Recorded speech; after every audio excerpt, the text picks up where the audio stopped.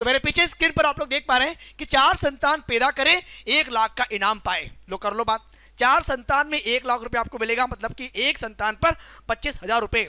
आप कितना एग्री और डिसएग्री होंगे इसके बारे में आगे आप लोगों से पूछूंगा, लेकिन तो मेरा आपसे आग्रह है कम से कम 4 तो होना ही चाहिए।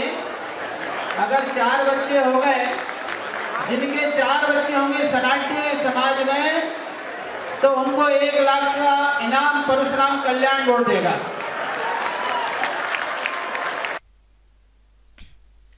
तो साथियों, आजकल युवा पीढ़ियों को बच्चे पैदा करने के लिए प्रेरित किया जा रहा है, उन्हें प्रोत्साहित किया जा रहा है, तमाम प्रकार से इनाम रखे जा रहे हैं।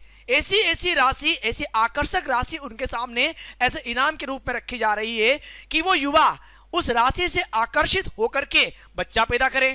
एटलीस्ट अभी हाल में एक न्यूज मैंने आप लोगों को बताई थी कि रसिया में, जो रसिया की गवर्नमेंट है, वो ये कहती है कि अगर किसी भी देश का नागरिक हमारे रशिया में आकर के रशियन लड़की के साथ में शादी करता है और बच्चे पैदा करता है तो उसे रशिया की नागरिकता दी जाएगी, साथ में उसे 9 लाख रुपए की राशि भी दी जाएगी। और इसी प्रकार से साउथ कोरिया, जापान, इनमें भी आप लोगों ने सुना होगा कि ये देश ऐसे हैं जो कि कम जनसंख्या, खास करके युवा जनसंख्या इनमें बहुत ही नहीं के बराबर देखने को मिलेगी। क्यों? क्योंकि ये ऐसे देश है जहां पर एजुकेशन का लेवल काफी हाई है और एजुकेटेड जो कपल्स है, एजुकेटेड जो मेल और फीमेल है, ये शादी के बाद भी बच्चे पैदा करने में 10 बार सोचते हैं कि हम बच्चे पैदा करें या ना करें।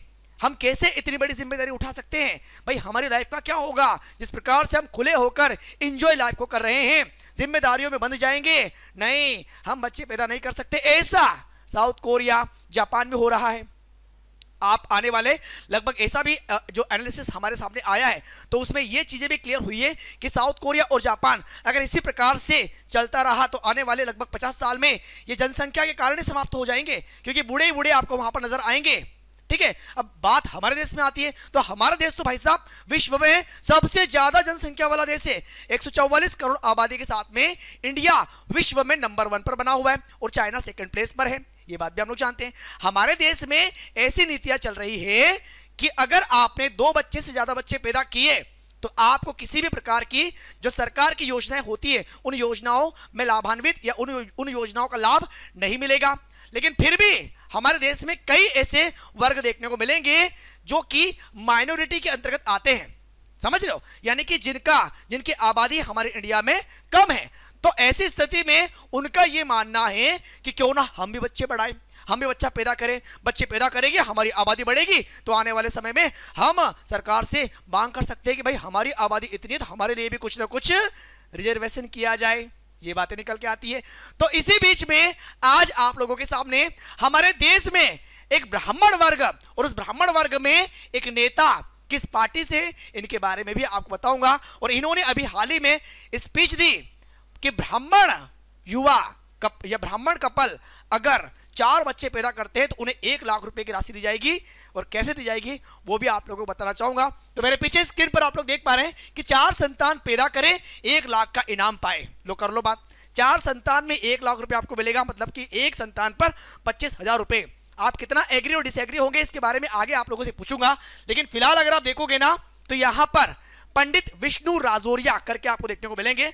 पंडित विष्णु राजौरिया महोदय हैं, ठीक है। और ये एक्चुअली भोपाल में एक आयोजन था, उसमें इन्होंने स्पीच दी। और ये किससे संबंधित है? तो परशुराम कल्याण बोर्ड से इनका संबंध है। और मध्य प्रदेश सरकार के अंतर्गत, जो मध्य प्रदेश में वर्तमान में बीजेपी सरकार है, तो इनके ये कैबिनेट मंत्री है।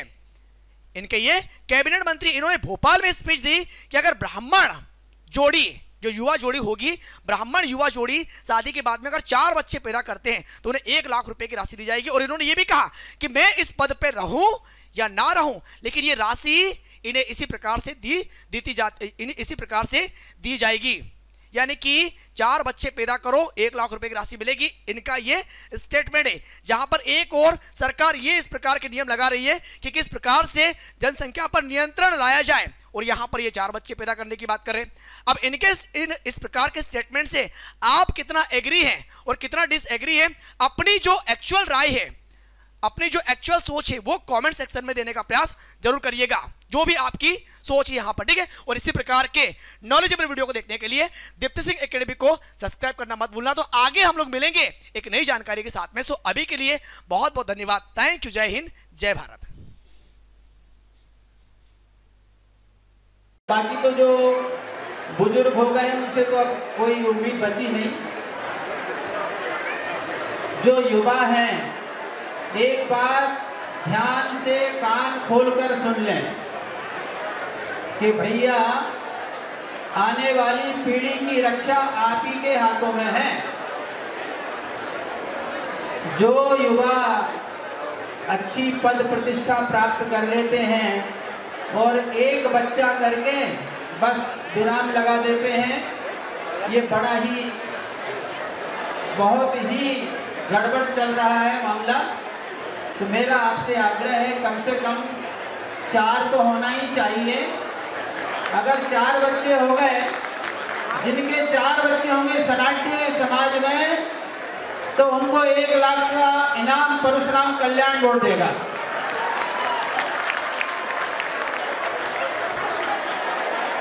जिन बच्चों के अब शादी होगी, उनके 4 बच्चे होंगे, 1 लाख रुपए का इनाम परशुराम कल्याण बोर्ड देगा उनको।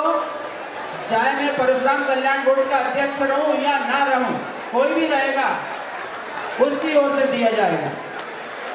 दूसरी बात, सबसे ज्यादा मैं पूछता हूं किसी भी युवा से, तो वो ये कहते हैं कि पढ़ाई में बड़ा खर्चा होता है।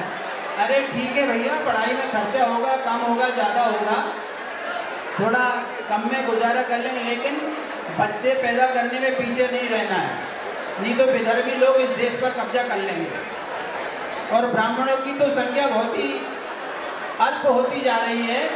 अभी इतना बड़ा इंदौर शहर है, अगर सारे ब्राह्मण आ जाते तो 1-8 लाख ब्राह्मण इकट्ठे आराम से हो सकते हैं। लेकिन यहाँ पर एक छोटे से स्थान को भी आपने भर दिया, ये भी बड़ी आपकी कृपा है। तो सबसे पहले तो यही मेरा विचार था कि भैया ब्राह्मणों की संख्या कम हो रही है, तो युवाओं से आग्रह है कि आप संख्या में वृद्धि करें और आने वाली संतानें इस देश में अपना नाम